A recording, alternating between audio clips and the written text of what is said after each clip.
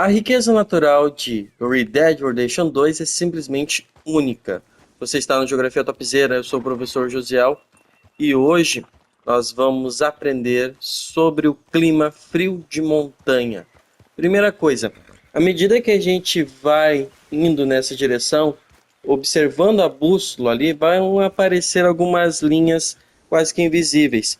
Essas linhas, elas demarcam as curvas de nível. Isto vai fazer com que eu tenha representado cartograficamente o relevo. E é a partir disto que a gente vai perceber o clima frio de montanha. À medida que a gente vai avançando no terreno, aumentando a altitude, quem aparece? Ela mesma, a neve. Pois bem, quais características eu vou ter no clima frio de montanha? Primeira coisa, obviamente, são as suas baixas temperaturas, que ocorrem devido ao fator climático conhecido como altitude. Para quem não sabe o que é a altitude de fato, é a distância em metros em relação ao nível do mar. Inclusive, o tempo está fechando aqui aonde a gente está. Essa questão do nível do mar é bem importante, porque existe o fator pressão atmosférica. Quanto mais perto do nível do mar, maior a pressão atmosférica. À medida que a altitude vai aumentando, vai diminuindo a pressão e vai diminuindo a temperatura, porque eu vou ter menos absorção da radiação solar.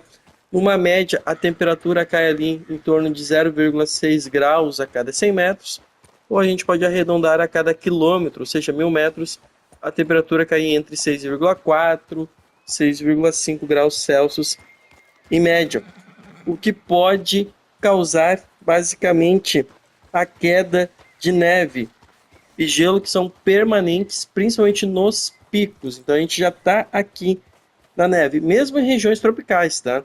Às vezes eu tenho ali uma região muito quente, uma região muito calorenta, porém eu tenho lá uma cordilheira de montanhas, a altitude então vai se impor e vai fazer com que haja neve, mesmo em regiões tropicais.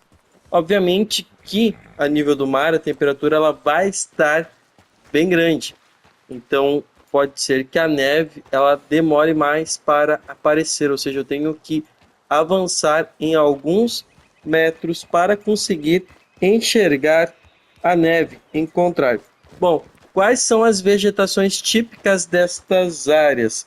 Gramíneas e as florestas de coníferas, que são adaptadas a esses ambientes frios. As florestas de coníferas são essas aqui, esse pequeno bosque no qual a gente está agora caminhando, ok? Então, quando a gente pensar nas coníferas, lembre, são os pinheiros, que obviamente essa vegetação ela vai variar de acordo ali com as variações da umidade, do vento, devido ao próprio relevo.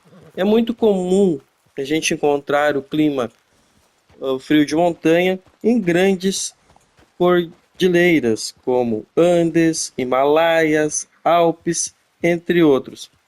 Nessa situação, nessa questão de cordilheira, o relevo, tá, com a altitude, vai se sobrepor à latitude, ditando a regra do clima, ok? Obviamente que o relevo ele vai se impõe, ele vai lá, se impõe, sim, se impõe. Só que o que acontece, né? A grande diferença é que achei um cavalo lindo ali agora. Pá, que hora que eu fui achar o cavalo. Eu já tô aqui com o azulão aqui. Depois a gente volta ali para conversar um pouquinho. Bom, o que, que vai acontecer basicamente? Em regiões tropicais, onde a temperatura a nível do mar é maior, a neve, então, vai demorar um pouco mais para aparecer. Então, pessoal, pensou em clima frio de montanha, é um clima onde a altitude se impõe. O que é a altitude? É a relação em metros a nível do mar, ou seja, é a distância ao nível do mar.